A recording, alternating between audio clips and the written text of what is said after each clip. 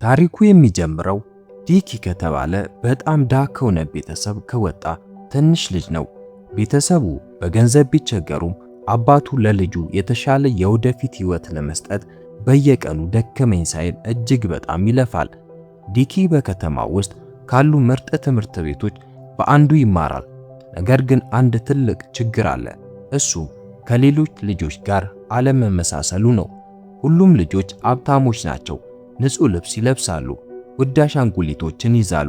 በሌላ በኩል ዲኪ ወደ ትምህርት ቤት የሚመጣው በቆሸሸ ልብስና ሊበጣጠሱ በደረሱ ያረጁ ጫማዎች ነበር።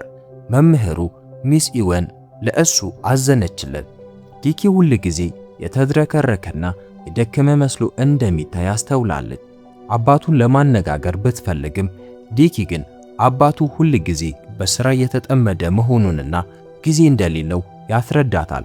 የዲኪ እናት እሱ በጣም ትንሽ እያለ ነበር የሞተችው። ስለዚህ አሁን እሱና አባቱ ብቻ ናቸው የቀሩት። አንድ ቀን በክፍል ውስጥ መምህሩ ሁሉም ቀላል ጥያቄ ይጠይቃል። ስታድጉ ምን መሆን ትፈልጋላችሁ? ነበር ጥያቄው። አንዳንዶቹ ሀብታም መሆን እንደሚፈልጉ ተናገሩ። ዲኪ ግን የሚገርም መልስን ሰጠ። እሱ ድሃ መሆን እፈልጋለሁ አለ። መላው ክፍል ሳቀበት። ነገር ግን እንዲህ ብሎ አስረዳ። አባቱ እንደነገረው አንድ ሰው ታማኝ፣ ታታሪና በደንብ የሚማር ከሆነ ድሃ ቢሆን እንኳ ሰዎች አሁንም ያከብሩታል። ይህ ጠንካራ ሐሳብ ነው። ቢሆንም ግን ሁሉም ሰው ድሃን አያከብርም። በትምህርት ክፍለ ጊዜ ዲኪ መምህሩ የጣሉትን ብዕር በትህትና ያነሳል። ነገር ግን መምህሩ ከማመስገን ይልቅ ዲኪ ብዕሩን መልሶ መሬት እንዲያስቀምጠው ይነግሩታል። ከዚያም ዲኪ ስለነካው ብቻ በጨርቅ ይጠቀሙና ያነሱታል። ያ ቅስፈት አንዳንዶቹ ሰዎች ምን ያክል በመጥፎ ሁኔታ እንደሚይዙት በግልጽ ያሳያል። በኋላ በምሳ እረፍት ወቅት ጆኒ የተባለ ሀብታም ልጅ ሲጄዋን የተባለ አዲስ የሮቦት ውሻ አሻንጉሊቱን ያሳያል። ልጆቹ ሁሉ በመደነቅ በዙሪያው ተሰበሰቡ። ዲኪ እንደዚህ አይነት ነገር መግዛት እንደማይችል እያወቀ በዝምታ ይመለከታል። በተመሳሳይ ጊዜ ደግሞ አንዳንዶቹ ወንዶች ማጊ የተባለችውን ሴት ልጅ ላይ ማሾፍ ይጀምራሉ። እሷ ከሌሎች የተለየች ትመስላለች። በዚህ ምክንያት ይቀልዱባታል። ዲኪ ደግሞ ዝም አይልም። በመካከላቸው ገብቶ እንዲተዋት ይነግራቸዋል። ምንም እንኳ ድሃና ደካማ ቢሆንም ለትክክለኛ ነገር ይቆማል። ጉልበተኞቹ ችላ ብለው ሄዱ። በኋላ በስፖርት ክፍለ ጊዜ ዲኪ ሌላ ችግር ይገጥመዋል። መምህሩ ጫማዎቹ በጣም ያረጁና ተገቢ ስላልሆኑ ስፖርት ውስጥ እንዳይሳተፍ ከለከለው። ስለዚህ ብቻውን ተቀምጦ ይቀራል። ከጥቂት ደቂቃዎች በኋላ ማጊ መታ አጠገቡ ተቀመጠች። ያ ትንሽ ቅስፈት ዲኪ ከእንግዲህ ሙሉ በሙሉ ብቻውን እንዳልሆነ ያሳያል። ከዚያም ጫማዎቹ ሁሉ እንደዚህ ያረጁ መሆናቸውን ትጠይቀዋለች። ዲኪም ሳይዋሽ አባቱ እነዚያን ጫማዎች ከቆሻሻ መጣያው እንዳነሳቸው ይነግራታል። ምንም እንኳ አባቱን ከልቡ ቢወደውና ቢያከብረውም በልቡ ግን አንዲት ትንሽ ምኞት አለችው። ስፖርት መጫወት በጣም ስለሚወድ አዲስ ስኒከር ጫማ ይፈልጋል። በሕንፃ ግንባታ ቦታ ላይ አባቱ በጣም እየለፋ ነው። ደካማና የዛለ ይመስላል። ከባድ ስራውንም ለመቀጠል ተቸገረ። ይህንን ሲያይ አለቃው ከስራ ሊያባረው ወሰነ። ነገር ግን አባቱ እንዲቆይ በፍጥነት ይለምነዋል። በዚሁ አጋጣሚ ላይክ እና ሰብስክራይብ እያደረጋችሁ ቻናሌ መደገፍ ትችላላችሁ። ዲኪ በሙቀት ምክንያት በምሽት መተኛት ስላልቻለ ለልጁ የአየር ማቀዝቀዣ ወይም ፋን ለመግዛት ገንዘብ እንደሚያስፈልገው ይናገራል። አለቃው ግራ ተጋባ። ልጅን ወደ ግል ትምህርት ቤት ለመላክ ለምን ይህን ሁሉ እመም ትሸከማለህ ብሎ ጠየቀው። አባቱ ልጁ እንደሱ እንዲሆን እንደማይፈልግ መለሰለት። ይህንን ሲሰማ አለቃው ስሜታዊ ሆኖ አንድ ተጨማሪ እድል ለመስጠት ወሰነ። በዚያ ምሽት አባቱ የቆየ ብስክሌቱን እየነዳ ወደ ቤት ይመለሳል። አንድ ፋን በብስክሌቱ ላይ ተንጠልጥሏል። የሚኖሩት ባልተጠናቀቀና በፈረሰ ሕንፃ ውስጥ ነው። ዲኪ ፋኑን ሲያይ በጣም ተደሰተ። አባቱ በእውነት እንደገዛው ማመን አልቻለም። ነገር ግን ያ ደስታ ረጅም ጊዜ አልቆየም። ልክ ፋኑን ሲያበሩት አይሰራም። ዲኪ የሆነ ነገር መጠርጠር ጀመረ። አባቱ ምናልባትም ከቆሻሻ መጣያ ውስጥ እንዳነሳው ተረዳ። ነገር ግን አባቱ ይዋሻል። ብዙ ገንዘብ እንደከፈለበትና ሲገዛው ይሰራ እንደነበረ ተናገረ። በመጨረሻም ዲኪ አሁንም ራሱን ለማቀዝቀዝ ትንሽ ማራገቢያ መጠቀም የግድ ነበረበት። በኋላ በእራት ጊዜ ነገሮች ይበልጥ ከባድ ሆኑ። አባቱ የቆየ አፕል ወስዶ የበሰበሰውን ክፍል ቆርጦ ይጥላል፣ ጥሩን ክፍል ደግሞ ለልጁ ይሰጠዋል። በዚያን ጊዜ ዲኪ ድፍረት አግኝቶ አዲስ ስኒከር ጫማ ይጠይቀዋል። ለአንድ ሰከንድ አባቱ ዝም አለ። ነገር ግን ፈገግ ብሎ በቅርቡ አዲስ ጫማ እገዛልሃለሁ ብሎ ቃል ገባለን። ያ ተስፋ ለዲኪ ትልቅ ትርጉም አለው። ከመተኛታቸው በፊት አብረው አስደሳች ጊዜ ያሳልፋሉ። ጨዋታቸው ቀላል ግን አዝናኝ ነበር። በቤቱ ውስጥ የተደበቁ በረሮችን ያባርራሉ፣ ይገድላሉ። በእንዲህ አይነት ድሃ ህይወት ውስጥ እንኳ የሚስቁባቸው ጥቃቅን ጊዜያት ያገኛሉ። በማግስቱ ጠዋት በኤሌክትሮኒክስ መሸጫ ሱቅ ፊት ለፊት በመስታወቱ ውስጥ ቲቪ ይመለከታሉ። ዜናው አንድ አስገራሚ ነገር እያሳየ ነው። አንድ ሰው በሰማይ ላይ የሚበር ነገር እንዳየ ይናገራል። ነገር ግን የሚያሳየው ምስል ውሸት ይመስላል። ምክንያቱም መንኮራኩሩ ልክ የራሱን ራስ ይመስላል። አባቱ ዜናውን መመልከቱን ሲቀጥል ዲኪ ቀስ ብሎ አጠገቡ ወዳለው የአሻንጉሊት መሸጫ ሱቅ ይገባል። በውስጡም አንድ አስደናቂ ነገር አየ። ልክ እንደ ጆኒ የሮቦት ውሻ አይነት አሻንጉሊት ነው። የዲኪ አይኖች በደስታ በራ። አባቱን ይህንን CJ1 ከገዛህልኝ ዳግመኛ ምንም አልጠይቅም ብሎ ቃል ገባ። ነገር ግን አባቱ ምንም ገንዘብ አልነበረው።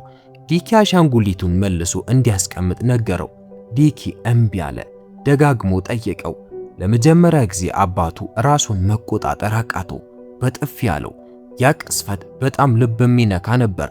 ዲኪ አሻንጉሊቱን መልሶ አስቀመጠ። ያለቀሰም ከሱቁ ወጥቶ ሮጠ። አባቱ ወዲያውኑ ተጸጸተና ተከተለው። በመጨረሻ ዲኪን ሲያገኘው ከመምህሩ ሚስ ኢወን ጋር ቆሞ አገኘው። እሷም ወላጆች በልጃቸው ትምህርት መሳተፍ አለባቸው ብላ ስለምታምን ቤታቸውን መጎብኘት እንደምትፈልግ ለአባቱ በትህትና ነገረችው። ነገር ግን አባቱ የአፍረት ስሜት ተሰማው። በሥራ በጣም ተጠምጃለሁ በማለት ቶሎ ሰበብ ፈለገ። በዚያ ምሽት አባቱ ወደ ቆሻሻ መጣያ ቦታ ሄደ። ለልጁ የሚሆን ጠቃሚ ነገር ለማግኘት ቆሻሻ ውስጥ መፈለግ ይጀምራል። አንድ ያረጀ ቢሆንም አሁንም የሚደረግ ስኒከር ጫማ አገኘ። ከዚያም አንድ የተበላሸ ቴሌቪዥን ተመልክቶ የሚሰራ መሆኑን ለማረጋገጥ ሞከረ። ድንገት አንድ የሚገርም ነገር ተከሰተ። ከቆሻሻው ክምር ውስጥ የሚያብረቀርቅ የሚበራ አካል ወጣና በፍጥነት ወደ ሰማይ በረረ። ነገር ግን አንድ ነገር ጥሎ ነበር፣ ትንሽ አረንጓዴና የምታበራ ኳስ። አባቱ ብዙም ሳያስብ ወደ ቤት ይዟት ሄደ። ሲመለስም ለዲኪ ከCJ1 የተሻለ ነገር አግኝቼልሃለሁ አለው። ዲኪ ለማየት ሮጦ መጣ። ነገር ግን ደስታው ወዲያው ጠፋ። ያገኘው ነገር ዝም ብሎ የሚለጠጥ የሚመስል አረንጓዴ ኳስ ነበረ። ቢሆንም በማግስቱ ወደ ትምህርት ቤት ይዞት ለመሄድ ወሰነ። በትምህርት ቤት ጆኒ እንደገና ሊያሾፍበት መጣ። ምንድነው ይሄ ነገር ብሎ ጠየቀው። ዲኪ በራስ መተማመን ለማሳየት እየሞከረ ይሄ CJ7 ይባላል፣ ካንተ CJ1 በጣም ይበልጣል አለው። ጆኒ እየሳቀ ሰደበው። እንዲያውም የዲኪ አባት ከቆሻሻ ውስጥ እንዳነሳው ተናገረ። ዲኪን በጣም አስቆጣው። ስለ አባቱ እንደዚያ እንዳያወራ ለጆኒ አስጠነቀቀው። ጆኒ ግን ሊያቆም አልቻለም። ይልቁንም ፊሽካ ነፋ። በሰከንዶች ውስጥ ድራገን የተባለ ግዙፍ ልጅ መጣ። እሱ ከዲኪ በ5 እጥፍ ይበልጣል። ድራገን ዲኪን አንስቶ እንደ ቀላል ነገር ወረወረው። በዚያ ምሽት ዲኪ በአባቱ ተገሰጸ። ዩኒፎርሙ ተቀዶ ነበር፣ ደግሞ ጠብ ውስጥ ገብቷል። ዲኪ ሁሉም ሰው በዚያ ደደብ አሻንጉሊት ምክንያት ይስቁበት እንደነበር ገለጸ። እያወሩ ሳለ ያልተጠበቀ ነገር ይከሰታል። ያቺ አረንጓዴ ኳስ ድንገት በራች፣ መንቀሳቀስ ጀመረች። የሾሉ እሾህ መሰል ነገሮችን ወጡባት። ከዚያም አንድ እንግዳ ጥቁር ቀዳዳ መከፈት ጀመረ። ዲኪ ፈርቶ ወረወረው። ኳሷ የተረገመች ናት እያለ መጮህ ጀመረ። እንዲያው መናፍስት እያየው ነው አለ። አባቱ ግን ችላ ብሎት ዩኒፎርሙን መስፋቱን ቀጠለ። ድንገት የቁም ሳጥኑ በር ቀስ ብሎ ተከፈተ። ዲኪ ወደ ውስጥ ሲመለከት የሚንቀሳቀስ ነገር ያያል። በፍርሃት ጮኸ። አሁን አባቱ ተበሳጨ። ልጁ ነገሩን እያጋነነ ነው ብሎ በማሰብ እንደ ቅጣት ዲኪን በቁም ሳጥኑ ውስጥ ዘጋበት። በጨለማ ውስጥ ብቻውን ሲሆን ዲኪ በጣም ፈራ። ከዚያም አንድ አስማታዊ ነገር ይከሰታል። አረንጓዴዋ ኳስ እንደ ባትሪ መብራት ማብራት ጀመረች። በዚያ እንግዳ ራዕይ ውስጥ የጎመን ቅርጽ ያለው ጭንቅላት ያለው አንድ እንግዳ ፍጡር አየ። ፍጡሩ የተሰበሩ ነገሮችን ለመጠገን አንቴናውን ይጠቀማል። ነገር ግን ይህን እያደረገ ሳለ በሕይወት የሚያቆየው የኃይል ድንጋይ ተሰበረ። ፍጡሩም ሕይወት አልባ አሻንጉሊት ሆነ። ድንገት ራዕዩ አበቃ። ቁምሳጥኑ ውስጥ ዲኪ ደነገጠ። አረንጓዴዋ ኳስ አሁን ወደ ትንሽ ፍጡር ተለውጣለች። በዚያ ቅጽበት አባቱ በሩን ከፈተው። ዲኪ በፍጥነት ደበቀው። በማግስቱ አባቱ ወደ ሥራ ከሄደ በኋላ ዲኪ ይህ ፍጡር ምን እንደሆነ ለመረዳት ሞከረ። ለጥቂት ጊዜ ካሰበ በኋላ ይህ የጠፈር ውሻ ነው አለ። ከዚያ ቅጽበት ጀምሮ ስሙን CJ7 አለው። በዚያ ምሽት አንድ የሚያምር ነገር ተከሰተ።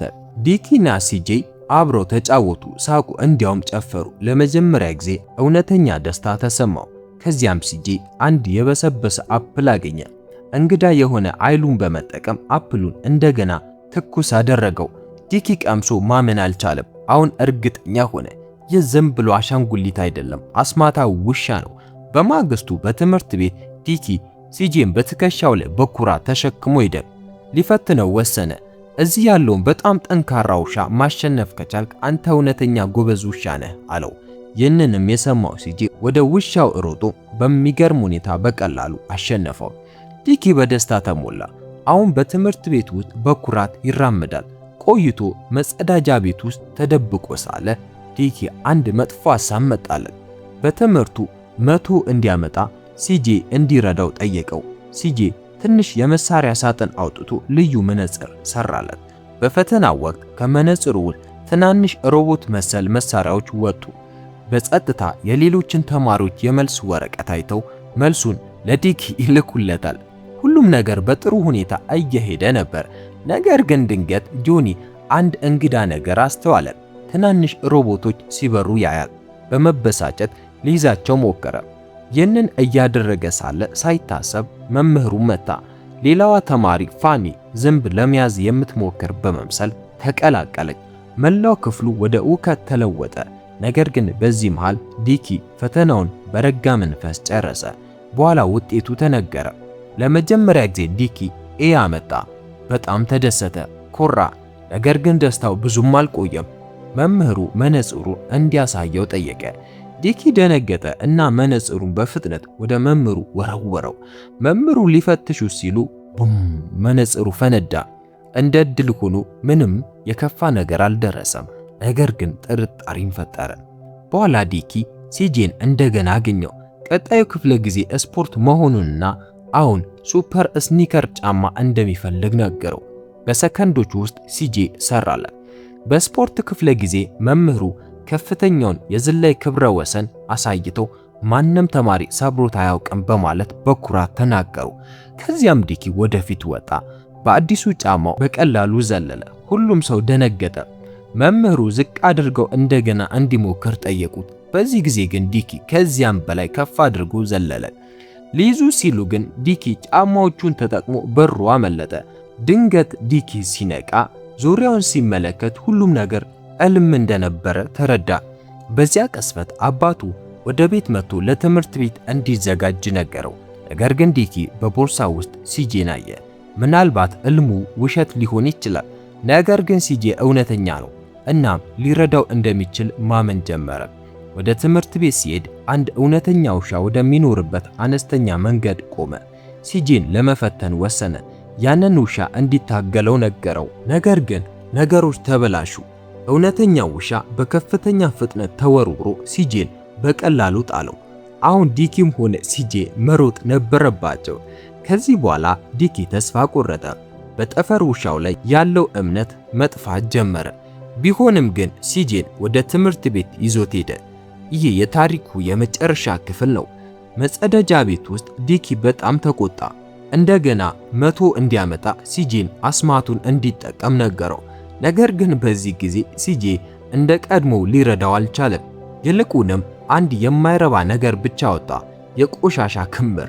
ዲኪ አሁንም ተአምር በመጠባበቅ ያንን ይዞ ወደ ፈተና አዳራሽ ገባ። በፈተና ወቅት መልስ እስኪያገኝ ድረስ ያንን ነገር እያየ ቆየ። ነገር ግን ምንም አልተፈጠረም። ጊዜው አለቀ።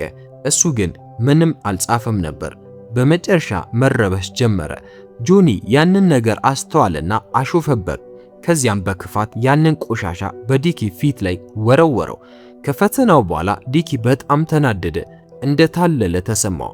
በብስጭትም ሲጄን ይዞ ራሱን ወደ ቶይሌት ውስጥ ጨመረው። ውሻው አታለለኝ እያለ ጮኸ። ሲጄ አስማታዊ ኃይሉን እንዲሰጠው ጠየቀ።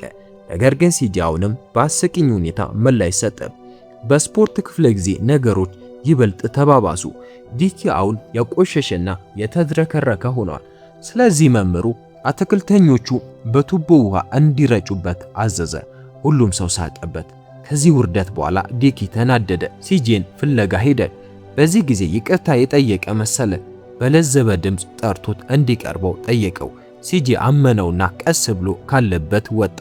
ነገር ግን ዲኪ ድንገት ያዘውና በቀጥታ ወደ ቆሻሻ መጣያ ውስጥ ወረወረው። ከዚያም ጥሎት ሄደ። ነገር ግን ጥቂት እርምጃዎችን እንደሄደ ልቡ መታመም ጀመረ። አንድ ነገር ተረዳ። ጥፋቱ የሲጄ አይደለም፣ እሱ ራሱ ነበር ከፍጡሩ ብዙ የጠበቀው። የጥፋተኝነት ስሜት ተሰማውና እሱን ለማግኘት ተመልሶ ሮጠ። ነገር ግን ዘግይቶ ነበር። የቆሻሻ መኪና ሁሉንም ነገር ይዞ ሄዷል። ዲኪ መኪናውን እየተከተለ እንዲያቆምለት በመጮህና በማልቀስ ሮጠ። በኋላ ወደ ቤት ሲደርስ በለቅሶ ተዝለፈለፈ። አሻንጉሊቱን እንዳጣው ለአባቱ ነገረው። ልክ በዚያን ጊዜ አባቱ አንድ አስገራሚ ነገር ነገረው። ሲጄ በደስታ እየዘለለ መጣ። ትንሹ ፍጡር ቀድሞኑ ይቅር ያለ ይመስላል። ይህንን ሲያይ ዲኪ እፎይታ ተሰማው። አባቱ ግራ ተጋብቷል። የእንግዳ ነገር ምንድነው ብሎ ጠየቀው። ዲኪ በፍጥነት ዝም ብሎ አሻንጉሊት ነው አለው። አባቱ ግን አላመነም። ሲጄን ማጠፍ መፈተሽ ጀመረ።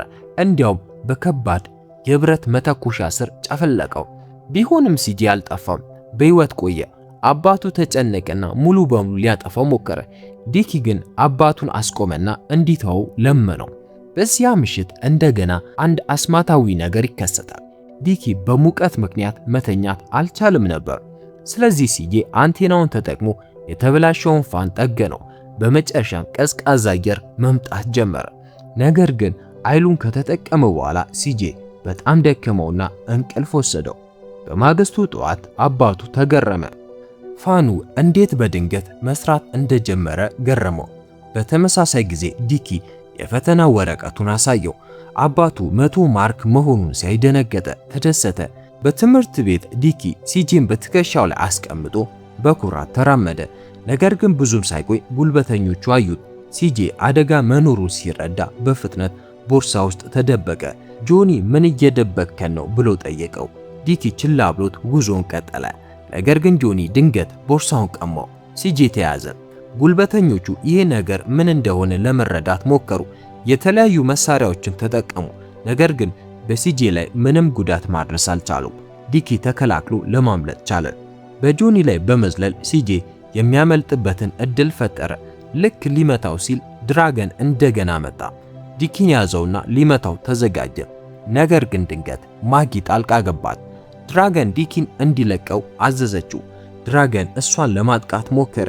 ነገር ግን ማጊ ከምትታየው በላይ በጣም ጠንካራ ናት። በአንድ ውርወራ ጣለችው። የውሃ በርሜል ወረወረባት። እሷ ግን በባዶ እጇ ሰበረችው። ድራገን እንደገና ተወረወረ።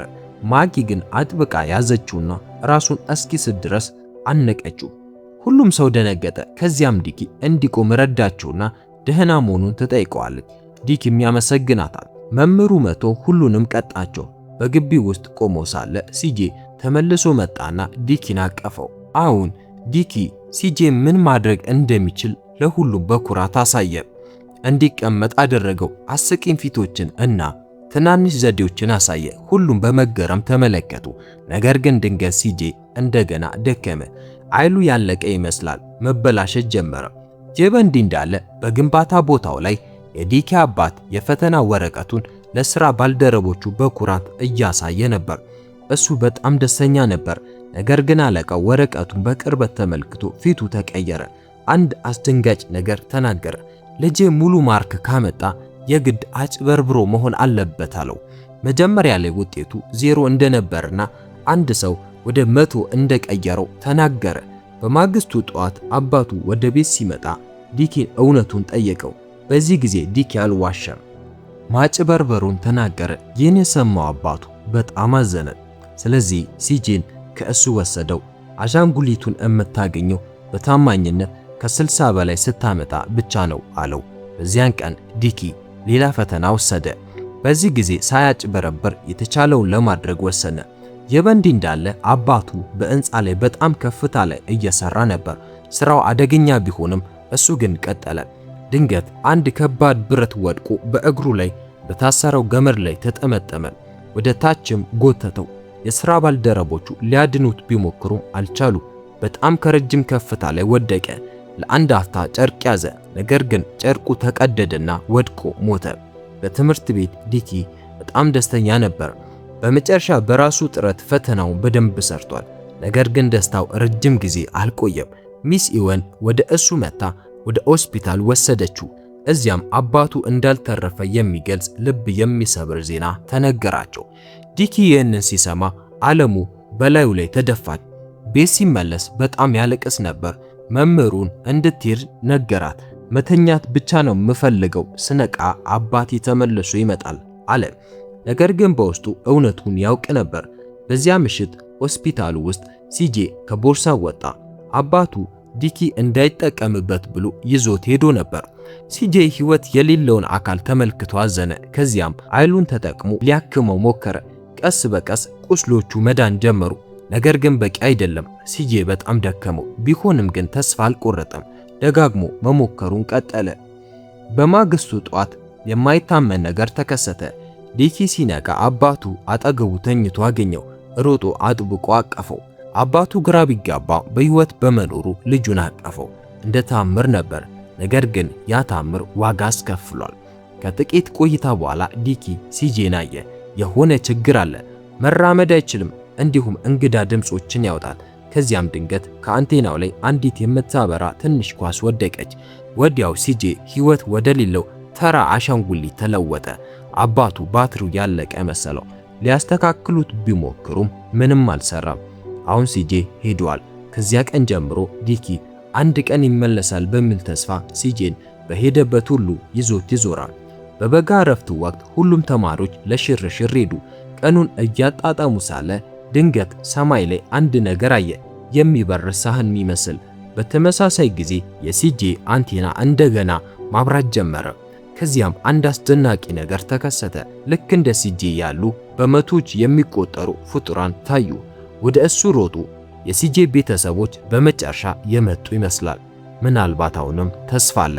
ታሪኩን ከወደዳችሁት ላይክ አድርጉ። እንደዚህ አይነት አኒሜሽን ፊልም እንዲሰራ ሰብስክራይብ በማድረግ ኮመንት ላይ ሐሳባችሁን በመግለጽ ፍላጎታችሁን አሳውቁኝ። ይመቻችሁ።